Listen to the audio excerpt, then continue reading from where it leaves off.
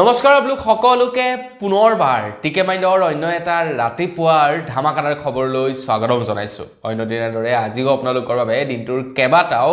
গুৰুত্বপূৰ্ণ খবৰ লৈ আহিছো। ভিডিঅ'টো প্ৰথমৰ পৰা শেষলৈকে চাই থাকিব। আৰু আজিৰ খবৰ কেইটা দিয়াৰ আগতে আপোনালোক সকলোকে সৰুকৈ এটা ৰিকুৱেষ্ট, যদি খবৰ কেইটা চাই ভাল লাগে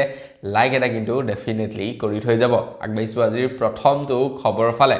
এতিয়া অসমীয়া যুৱ মঞ্চৰ তৰফৰ পৰা উজনি অসমত মিয়া খেদো অভিযান আৰম্ভ কৰিছে। অসমৰ বিভিন্ন স্থানে স্থানে এতিয়া ডাঙৰ ডাঙৰ পোষ্টাৰ লগাইছে অসমীয়া যুৱ মঞ্চৰ তৰফৰ পৰা। আহি আছে ২৬ৰ বিধানসভা নিৰ্বাচন। ২৬ৰ বিধানসভা নিৰ্বাচনৰ পূৰ্বে এতিয়া অসমীয়া যুৱ মঞ্চৰ তৰফৰ পৰা উজনি অসমৰ পৰা মিয়া খেদাও অভিযান এতিয়া তেওঁলোকে হাতত লোৱা দেখিবলৈ পোৱা গৈছে। খবৰ লোৱা অনুসৰি ৩৭ নং ৰাষ্ট্ৰীয় ঘাইপথ আৰু ৬১ নং ৰাষ্ট্ৰীয় ঘাইপথত তেওঁলোকে ডাঙৰ ডাঙৰ বেনাৰ লগাইছে। মিয়া খেদি অসম বাংলাদেশ হোৱাৰ পৰা ৰক্ষা কৰক। তেওঁলোকৰ হৈছে শ্লোগান এইটোৱেই যে মিয়া খেদি অসম বাংলাদেশ হোৱাৰ পৰা ৰক্ষা কৰক। তো ৩৭ নং ৰাষ্ট্ৰীয় ঘাইপথ আৰু ৬১ নং ৰাষ্ট্ৰীয় ঘাইপথৰ ওপৰত অসমীয়া যুৱ মঞ্চৰ তৰফৰ পৰা এনেধৰণৰ ডাঙৰ ডাঙৰ পোষ্টাৰ লগাই প্ৰতিবাদ সাব্যস্ত কৰা দেখিবলৈ পোৱা গ'ল। তাৰ লগতে যদি অনা অসমীয়া খেদা অভিযানো চলাই দিলেহেঁতেন মইতো বিৰাট ভাল পালোহেঁতেন। ভাল পাইছোঁ মিয়া খেদা অভিযান হাতত লোৱাৰ কাৰণে, মিয়া নহয় বাংলাদেশী খেদাৰ অভিযান হাতত লোৱাৰ কাৰণে ভাল পাইছোঁ। কিন্তু তাৰ লগতে যদি অনা অসমীয়াকো ভৰাই দিলেহেঁতেন ভাল লাগিলেহেঁতেন। আগবাঢ়িছোঁ ইয়াৰ পাছৰটো খবৰৰ ফালে। আমাৰ অসমৰ চৰকাৰী চাকৰিয়ালসকলৰ কাৰণে অসমৰ মুখ্যমন্ত্ৰী ডক্টৰ হিমন্ত বিশ্ব শৰ্মাদেৱে এটা বিৰাটেই ভাল খবৰ ঘোষণা কৰিছে। এতিয়াৰে পৰা অসম চৰকাৰৰ চাকৰিয়ালসকলে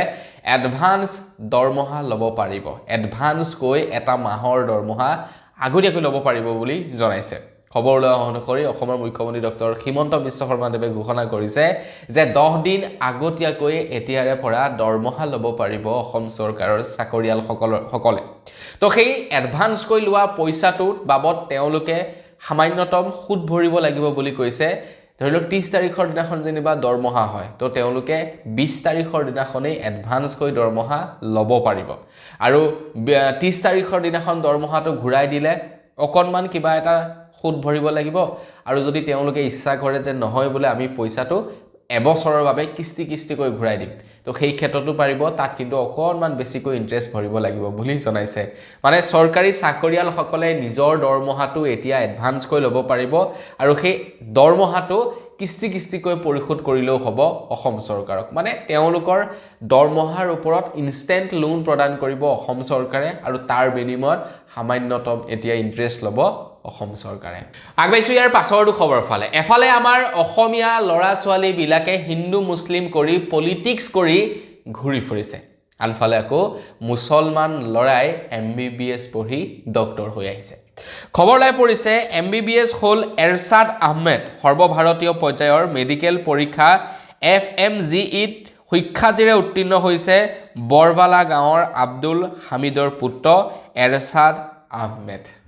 আমাৰ অসমীয়া ল'ৰাবিলাকে এতিয়া প্ৰায় কিছুমান ল'ৰাই আপোনাৰ হিন্দু মুছলিম কৰি পলিটিক্সত ঘূৰিবলৈ আৰম্ভ কৰি দিছে। পলিটিক্সৰ মানে ডাঙৰ ডাঙৰ পলিটিচিয়ান নেতাৰ পাছে পাছে ঘূৰা আৰম্ভ কৰি দিছে। কি পাব? একো নাপায়। তেওঁলোকে কি পাব কওকচোন বাৰু? কেতিয়াবা আমুকত চাহ খৰচ আছে, তামুকত চাহ খৰচ আছে, বছ সিমানটো, তাতকৈ আৰু বেছি কিবা পাব জানো? একো নাপায়।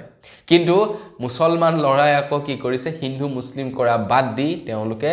গোটেই সৰ্বভাৰতীয় পৰ্যায়ত আপোনাৰ ডক্টৰ পঢ়ি ওলাই আহিছে। গতিকে আমিবিলাকে সেইবিলাক কৰি থাকোঁতেই যাব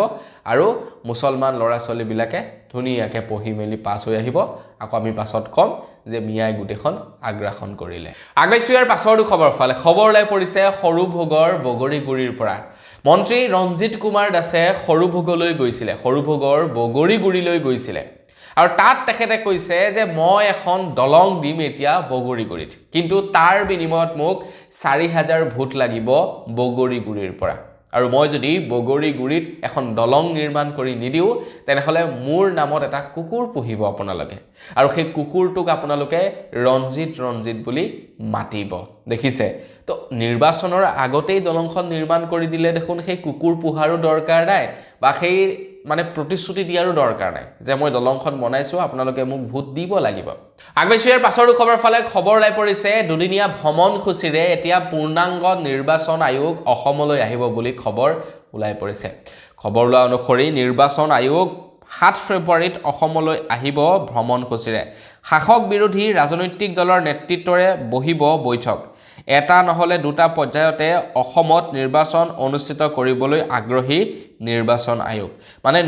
আগন্তুক যেহেতু 26ৰ নিৰ্বাচন আহি আছে গতিকে নিৰ্বাচনৰ বাবে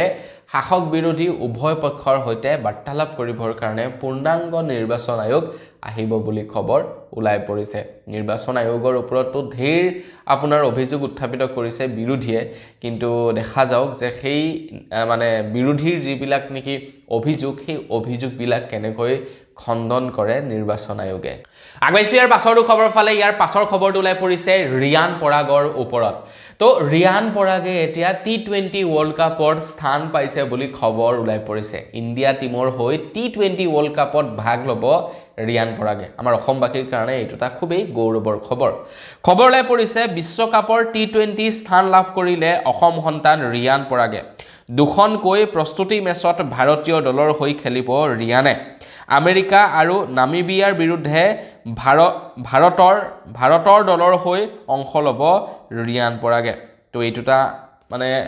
আমাৰ অসমবাসীৰ কাৰণে গৌৰৱৰ খবৰ তো ৰিয়ান পৰাগক বাৰু কিমানে ভাল পায় কমেন্ট সেকশনত জনাবলৈ নাপাহৰিব এইকেইদিন খবৰকেইটা অকণমান লেহেমিয়া হৈছে নহয় জানো আপোনালোকৰ চাগে অনুভৱ হৈছে মই নিজে পাঠ কৰোঁতে অনুভৱ হৈছে যে লেহেমিয়া হৈছে একচুয়ালি মোৰ অৱস্থা বেয়া অকণমান ইফালে অকণ ফুলা লাগিছে চাগে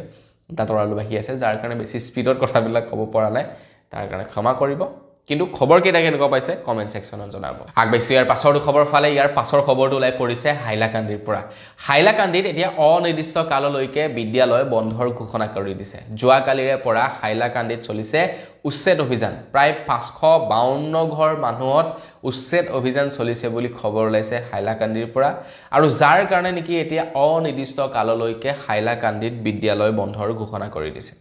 খবৰ অনুসৰি কালিলৈ পৰা অৰ্থাৎ আজিৰ পৰা অনিৰ্দিষ্ট কাললৈ হাইলাকান্দি জিলাত সকলো বিদ্যালয় মহাবিদ্যালয় শিক্ষা প্ৰতিষ্ঠান বন্ধৰ ঘোষণা কৰি দিছে যিনি উচ্ছেদ অভিযান হৈছে সেই উচ্ছেদ অভিযানৰ বাবে বন্ধৰ হয়তো ঘোষণা কৰিছে আগবাইছো ইয়াৰ পাছৰটো খবৰ ফালে 2026ত বাৰু কোনে চৰকাৰ গঠন কৰিব আপোনালোকৰ কি লাগে কমেন্ট সেকশনত জনাওকচোন মোৰ বুধেৰে আকৌ এবাৰ বিজেপিৰ চৰকাৰ গঠন হ'ব কিয়নো বিজেপিৰ ষ্ট্ৰেটেজি বিলাক অকণমান বেলেগ টাইপৰ তেওঁলোকে এইবাৰ বহুতো পুৰণি বিধায়কক বাদ দি নতুন মুখ তেওঁলোকে মানুহক চিনাকি কৰি দিছে যিবিলাক মানুহে নেকি বিগত 5 বছৰে ৰাইজৰ সেৱাৰ্থে কাম কৰি আছে বিজেপিৰ হৈ সেই মানুহবিলাকক এতিয়া মানে বিজেপিৰ পাৰ্টিৰ পৰা এইবাৰ তেওঁলোকক টিকট প্ৰদান কৰিব আৰু মানুহে তেওঁলোকক ভালো পাইছে টিকট দিয়াৰ বাবে গতিকে বিজেপিয়ে আকৌ এবাৰ চৰকাৰ গঠন কৰিব নিজাববীয়াকৈ গঠন কৰিব নোৱাৰে মিত্ৰজোঁটৰ হৈ গঠন কৰিব কিন্তু বিজেপিয়ে আকৌ এবাৰ চৰকাৰ গঠন কৰিব যেন লাগিছে কি লাগিছে আপোনালোকৰ কমেন্ট সেকশনত জনাব এতিয়া ইণ্ডিয়া টুডে তৰফৰ পৰা জনাইছে যে বিজেপিয়ে চৰকাৰ আকৌ গঠন কৰিব অসমত কিন্তু কথাটো হৈ গ'ল কি প্ৰায় ৭৪.৪% মুছলমানে কিন্তু আপোনাৰ গৌৰৱ গগৈকে ভোট দিব বা কংগ্ৰেছকে ভোট দিব বুলি জনাইছে আৰু তাৰ লগে লগে আৰু এটা খবৰ ওলাই পৰিছিলে যে আমাৰ অসমৰ অধিকাংশ পুৰুষে কিন্তু গৌৰৱ গগৈক মুখ্যমন্ত্ৰী হোৱাটো বিচাৰে আৰু অধিকাংশ মহিলাই কিন্তু অসমৰ মুখ্যমন্ত্ৰী ডক্টৰ হিমন্ত বিশ্ব শৰ্মা দেৱক মুখ্যমন্ত্ৰী হোৱাটো বিচাৰে এতিয়া আপুনি কাক মুখ্যমন্ত্ৰী হোৱাটো বিচাৰে কাৰ চৰকাৰ আহিলে ভাল পাব কমেন্ট সেকশনত জনাব মই নিৰ্দলীয় জুনে নাহক মই ভাল পাম আগবাইছো ইয়াৰ পাছৰটো খবৰ ফালে আমাৰ অসমত এতিয়া নিৰ্মাণ কৰা হ'ব প্ৰায় 67খন অত্যাধুনিক বিদ্যালয় নিৰ্মাণ কৰা হ'ব আমাৰ অসমত এতিয়া 67খন বিদ্যালয় আৰু যি কি নহওক এইখিনিতে শুনি ভাল লাগিছে বিদ্যালয়বিলাক বিৰাটেই আটক ধুনীয়াকৈ সজাই পৰাই তুলিছে কিন্তু কথাটো হৈ গ'ল কি যে আমাক মানে কোৱান্টিটি লাগে নে কোৱালিটি লাগে বাৰু কওকচোন আমাৰ অসমৰ চৰকাৰী বিদ্যালয়বিলাকৰ অৱস্থা এতিয়া একেবাৰে বেয়া চৰকাৰী বিদ্যালয়ত এতিয়া মাক দেউতাকে ল'ৰা ছোৱালী পঠিয়াবলৈ মন নকৰে কংগ্ৰেছৰ দিনত কিন্তু তেনেকুৱা নাছিলে কংগ্ৰেছৰ দিনলৈ যদি আমি ঘূৰি যাওঁ আপুনিও হয়তো চাগে যদি আপোনালোক মানে মোৰ বয়সৰ বা মোতকৈ আপোনালোক ডাঙৰ তেন্তে আপোনালোকে নিশ্চয় কংগ্ৰেছৰ দিনতে পঢ়া শুনা কৰি আহিছে বিদ্যালয়সমূহত তেনেহ'লে আপোনালোকে হয়তো গম পায় যে বিদ্যালয়সমূহত যথেষ্ট পৰিমাণৰ শিক্ষক আছিলে আৰু বিদ্যালয় কিন্তু সব জায়গাতে আছিল সব জায়গাতে বিদ্যালয় যথেষ্ট পৰিমাণৰ শিক্ষক আছিল আৰু চৰকাৰী বিদ্যালয়তে অধিকাংশ ল'ৰা ছোৱালীয়ে পঢ়িছিল আমি চৰকাৰী বিদ্যালয়তে পঢ়ি অহা আমি পঢ়ি থাকোতে 600-700 ল'ৰা ছোৱালী আমাৰ বিদ্যালয়খনত LP স্কুলখনতো প্ৰায় 200-300 ল'ৰা ছোৱালী শিক্ষকো কেইবাজনো আছিলে আমি হায়াৰ সেকেন্ডাৰী যেতিয়া পঢ়িছো তেতিয়া হায়াৰ সেকেন্ডাৰীটো শিক্ষক বহুতখিনি ল'ৰা ছোৱালীও বহুতখিনি আপোনালোকেও হয়তো চৰকাৰী বিদ্যালয়তে পঢ়িছে কিন্তু এতিয়া আপোনালোকে চৰকাৰী বিদ্যালয় চাওগে আপোনাৰ বহুকেইখন চৰকাৰী বিদ্যালয় মাৰ্চ কৰি পেলালে আৰু শিক্ষক এজন বা দুজন বেছি নাই তো ইয়াতে সম্পূৰ্ণ দুখ চৰকাৰৰ চৰকাৰে ইচ্ছা কৰিলে চৰকাৰী বিদ্যালয় ঠিক কৰিব পাৰিলেহেঁতেন এতিয়া ৰাজ্যকে দেখুৱাই ভাল চৰকাৰী বিদ্যালয় বনাইছে ধৰি লওক আপোনাৰ গোটেই বিল্ডিং ধুনিয়া কৰি পেলাইছে কিন্তু বিল্ডিং ধুনিয়া কৰিলে নহব ন ভিতৰৰ বস্তু চৰা ঠিক কৰিব লাগিব আন্তঃগাঁথনি উন্নত কৰিব লাগিব গতিকে এই সম্পৰ্কত কিন্তু চৰকাৰে গুৰুত্ব দিয়াটো দৰকাৰ আছে কেৱল স্কুল বনালে কাম নাই আগবেছি ইয়াৰ পাছৰ খবৰ ফালে যোৱাকালি জেৰেঙা পথাৰত আমাৰ অসমৰ প্ৰায় 15,555 গৰাকী আয়তীয়ে দিহানাম পৰিবেশন কৰি আকৌ এবাৰ ৱৰ্ল্ড ৰেকৰ্ড সৃষ্টি কৰিলে আমাৰ অসমে এতিয়া ইটোৰ পাছত সিটো ৱৰ্ল্ড ৰেকৰ্ড সৃষ্টি কৰিছে প্ৰথমে বিহু তাৰ পাছত ঝুমুৰ বিনন্দিনী তাৰ পাছত বাগুৰুম্বা এইবাৰ আহি গ'ল দিহানাম প্ৰায় 15,555 গৰাকী আয়তীয়ে একেলগতে জেৰেঙা পথাৰত দিহানাম পৰিবেশন কৰি ৰেকৰ্ড গঢ়িবলৈ সক্ষম হৈছে তো সকলো আয়তীকে বহুত বেছি ধন্যবাদ জ্ঞাপন কৰিছো আগবাইছো ইয়াৰ পাছৰ খবৰৰ ফালে খবৰ লাই পৰিছে ভিক্টৰ দাসৰ ওপৰত ভিক্টৰ দাস এতিয়াও কিন্তু জেলৰ ভিতৰতে আছে এতিয়াও ভিক্টৰ দাস ওলাই আহিব পৰা নাই ভিক্টৰ দাসে এতিয়া অসম চৰকাৰৰ ওপৰত কেইবাটাও অভিযোগ উত্থাপিত কৰিছে ভিক্টৰ দাসে কৈছে যে ভিক্টৰ দাসৰ ওপৰত প্ৰায় 52টাতকৈও অধিক মিছা গোচৰ জাপি দিছে অসম চৰকাৰে ভয় কৰিছে আহি আছে নিৰ্বাচন তো বিজেপি চৰকাৰৰ এগেইনষ্টত প্ৰতিবাদ সাব্যস্ত কৰিব বুলি বা জেনজিয়ে প্ৰতিবাদ সাব্যস্ত কৰিব পাৰে বুলি এতিয়া ভিক্টৰ দাসক জেলত ভৰাই ৰাখিছে যাতে বেলেগ জেনজিয়ে প্ৰতিবাদ কৰিবৰ কাৰণে ভয় কৰে কাৰণ এতিয়ালৈকে জুবিনদাৰ মৃত্যুৰ হত্যাকাৰীসকলে বা জুবিনদাই এতিয়ালৈকে ন্যায় পোৱা নাই এতিয়ালৈকে গোচৰ আপোনাৰ চলি আছে ন্যায়ালয়ত তো তাৰ এতিয়ালৈকে মানে যিসকল হত্যাকাৰী আছে বা জুবিনদাই এতিয়ালৈকে ন্যায় লাভ কৰা নাই তো জুবিনদাই যেহেতু ন্যায় লাভ কৰা নাই ভিক্টৰ দাস যদি বাহিৰত থাকিলেহেঁতেন হাই হুলস্থুল লগালেহেঁতেন আহি আছে নিৰ্বাচন আৰু নিৰ্বাচনত বেয়া ইম্পেক্ট পৰিলেহেঁতেন আৰু তাৰ কাৰণে শাৰীৰিক আৰু মানসিকভাৱে ভাঙি পেলাবলৈ চেষ্টা কৰি ভিক্টৰ দাসক জেলত ভৰাই ৰাখিছে বুলি ভিক্টৰ দাসে অভিযোগ উত্থাপিত কৰিছে অসম চৰকাৰৰ ওপৰত ভিক্টৰ দাসে কোৱা অনুসৰি ভিক্টৰ দাসৰ ওপৰত প্ৰায় 52টাকৈ গোচৰ ৰুজু কৰা হৈছে আগবাইছো ইয়াৰ পাছৰ খবৰ ফালে আমাৰ অসমৰ পৰা হাজাৰ যুৱক যুৱতী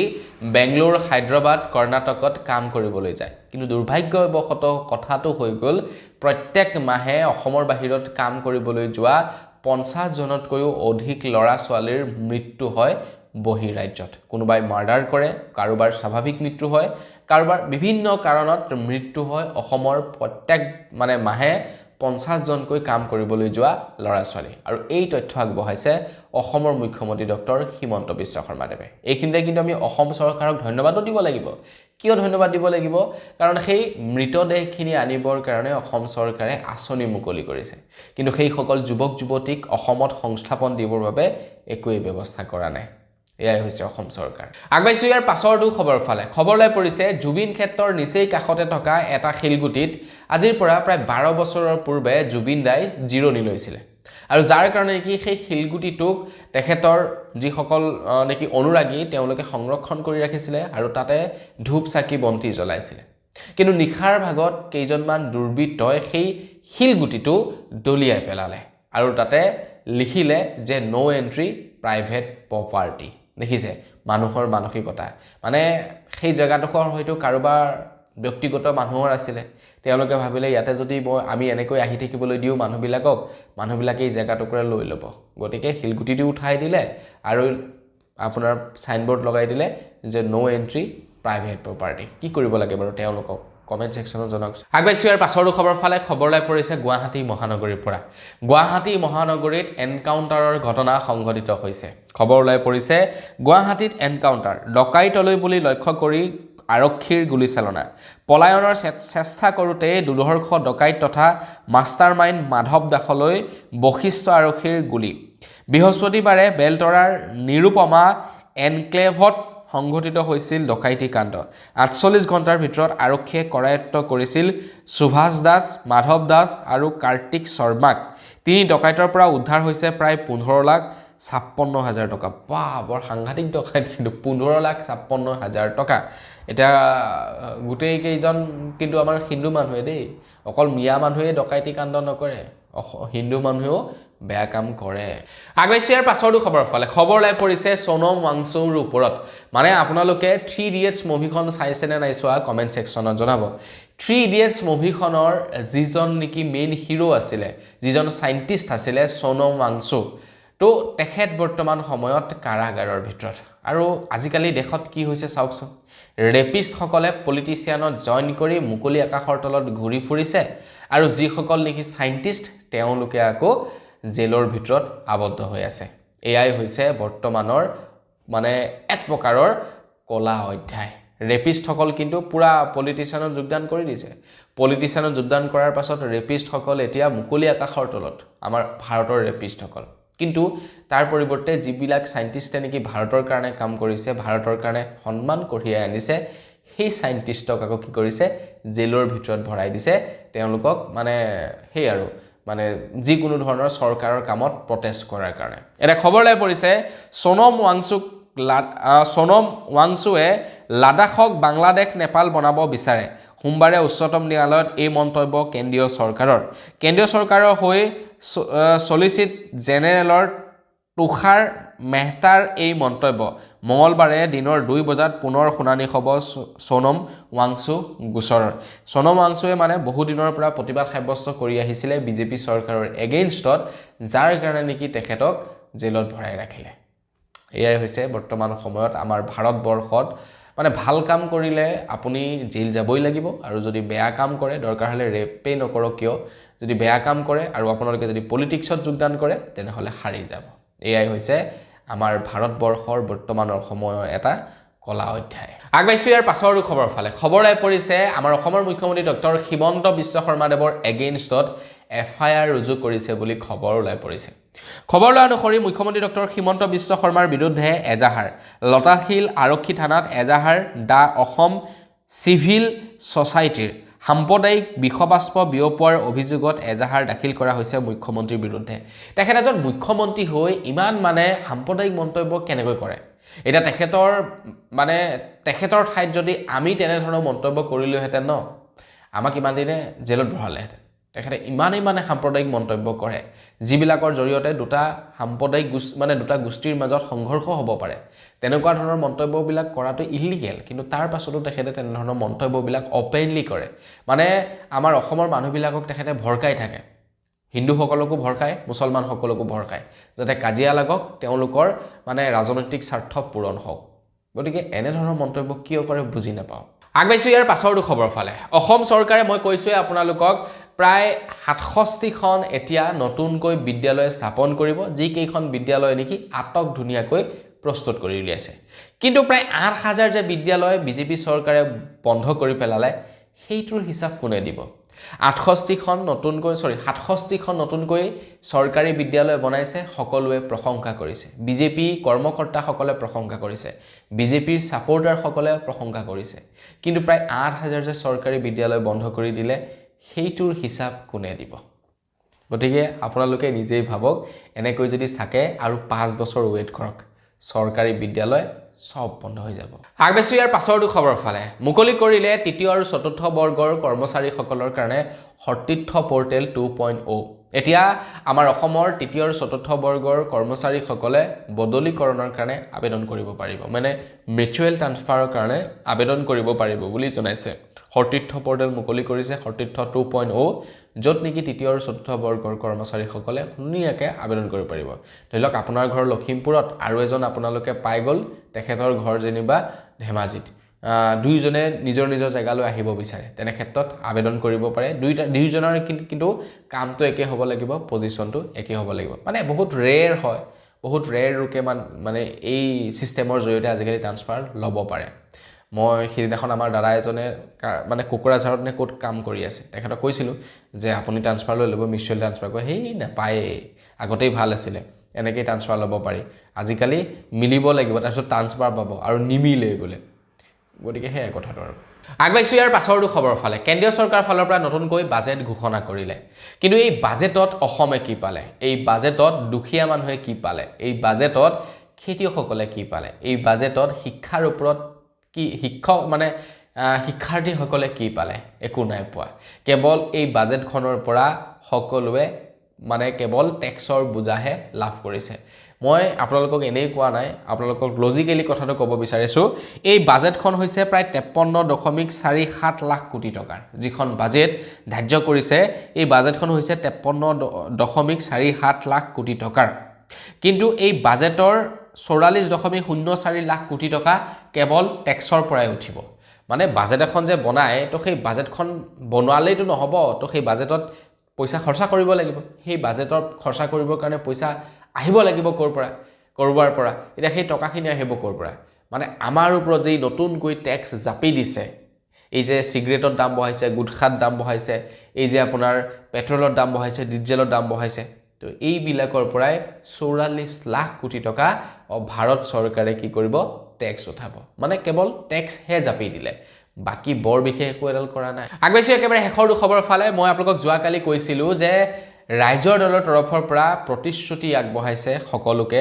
আৰু তেওঁলোকে প্ৰায় 23টাকৈ প্ৰতিশ্ৰুতি আগবঢ়াইছে মই কৈছিলোঁ আপোনালোকক যে সোনকালে আপোনালোকক সেই সম্পৰ্কত জনাম যে ৰাইজৰ দলে কি প্ৰতিশ্ৰুতি আপোনালোকক আগবঢ়াইছে তো আহি গৈছে মোৰ হাতত গোটেই প্ৰতিশ্ৰুতিসমূহ জনাই দিব বিচাৰিছোঁ তেওঁলোকৰ প্ৰতিশ্ৰুতি হৈছে নতুন অসম কৃষি অৰ্থনীতি বজাৰ দখল পেছাদাৰী অসম নিৰ্মাণ